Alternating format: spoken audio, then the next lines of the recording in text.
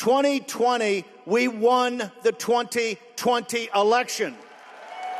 Is there any dispute on that? If you don't believe that, you don't believe a foundational element of the MAGA movement. Hello and welcome to Faux News. I'm your host, Faux News. I needed to make a few comments. I have felt in recent days like I'm in the Twilight Zone. The world is just too weird anymore. I can't handle it. Let's start with this debacle in the desert that has been going on since Friday, known as AmFest. Let's, from here on, call it Cringefest. Wow. First off, I would like to, from this point forward, disavow the Turning Point organization. Yes, I would identify as a conservative. This organization, there is definitely something not right with it.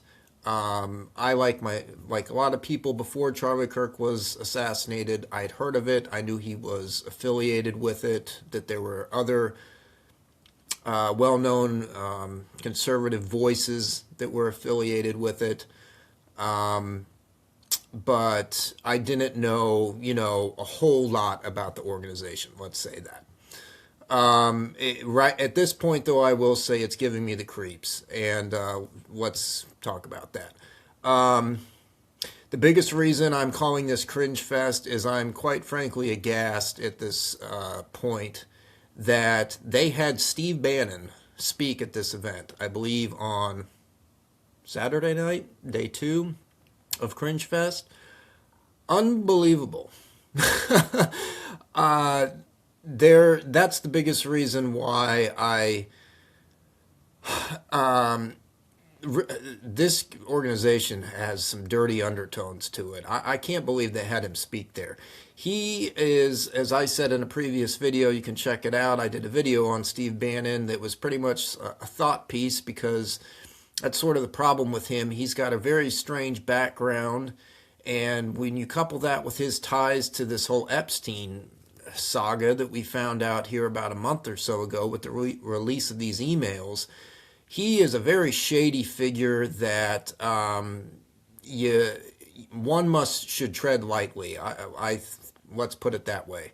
And to have him speak at this event when it has come out that apparently he was running a PR campaign, or in the process of trying to formulate one, for Epstein, when he knows that he's a convicted, registered sex offender and probably knew far more than what just his conviction, which was a sweetheart deal, would give away, is mind-blowing. To have him speak at that event, I just, like I said, I feel like I'm in the Twilight Zone. And then, we have Nicki Minaj come out there, and that was the most Erica Kirk. Oh my gosh, she gives me the willies. She has, and I know millions of people feel that way. She is so clearly fake, and everything is such an act, it's vomit-inducing. I'm sorry. Millions of other people feel the same way. It is so clearly fake. She gives me the willies. She has freaked me out from day one.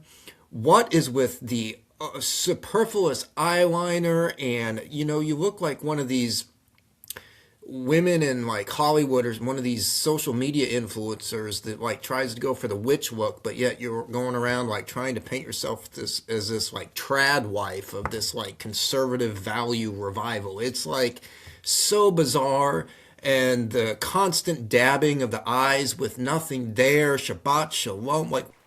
Again, he would walk through the door, drop his bags, Daddy's home, take his phone, Friday night, Shabbat Shalom, throw it in the junk drawer, and it was just all us. What in hell is going on? When she said the Shabbat Shalom thing, that was one of the weirdest clips I've ever seen. Like people have said, it was almost like she was freestyling, trying to rap.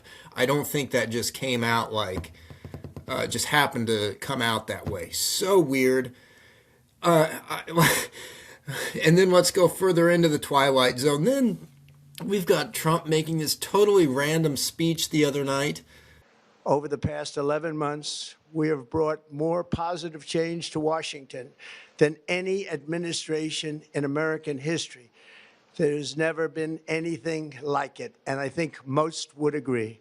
I don't know what night that was, maybe Tuesday night or whatever, where it's very clear to anyone that that was like a PR move. He's in freak out mode over these Epstein files, and he's out there doing damage control. So he literally goes out there and talks for 20 minutes about how he's the greatest president of all time, and America's never been stronger. I mean, just so that was so weird. Also, he also seemed to be basically on amphetamines in terms of the rapidity of his delivery in that speech. I don't know that I've ever seen him speak so clearly and quickly and to the point. As we all know, usually he weaves and he likes to pause for dramatic effect.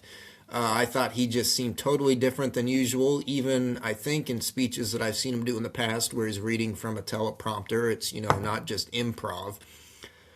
And then the other night he's down in Rocky Mount, North Carolina, like basically doing the speech he gave on Tuesday or Wednesday night, whatever it was, this economic assessment speech, basically 2.0 down in Rocky Mount, North Carolina. And I don't know if the whole thing, I don't know if he was actually speaking to an actual audience or if they just found some people in Rocky Mount to pay to go stand behind him like there was on a stage at 10 o'clock at night. I don't know who has shown up for some totally pointless speech like that. Most of it's not even accurate at 10 o'clock at night during Christmas season. Did they sing carols before? What the hell is going on? 60 Minutes has treated me worse under the new ownership than they just keep treating me. They just keep hitting me. It's crazy. And then you have Marjorie Trader Brown, I call her, because green turns to brown under stress. And then, this was so, Don Jr. is another one. He is the biggest twerp. Yeah, I saw, it was, I felt kind of bad for him where they did this, I think it was at the White House about a week ago where they introduced this fiance of his and she didn't even want to get near him. He was like putting out his arm, like trying to touch her and stuff. She didn't even want to touch him.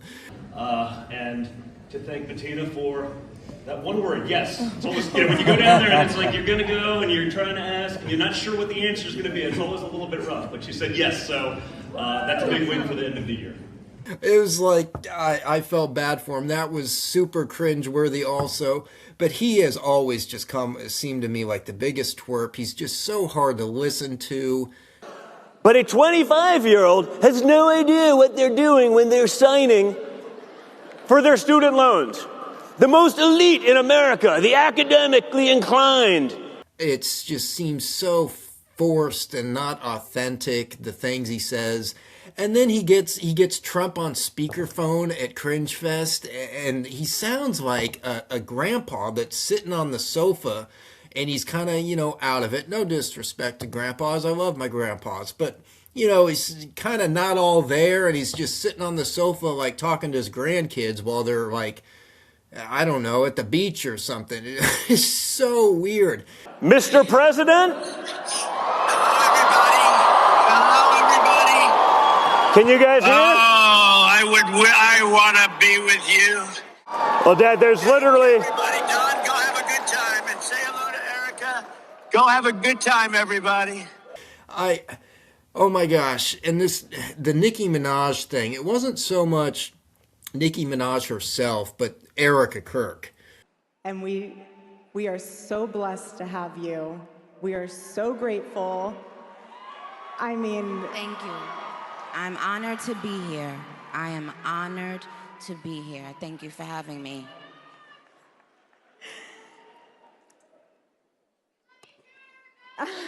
Love you guys.